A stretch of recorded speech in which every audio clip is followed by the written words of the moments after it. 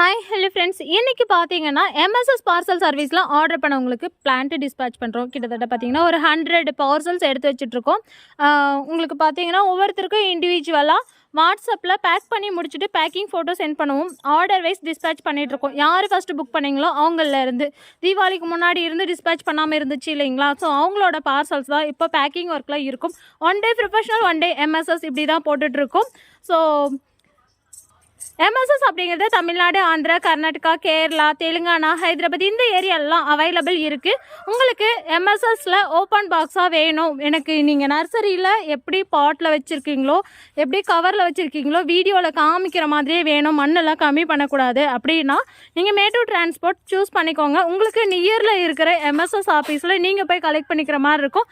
Home delivery பண்ண மாட்டாங்க.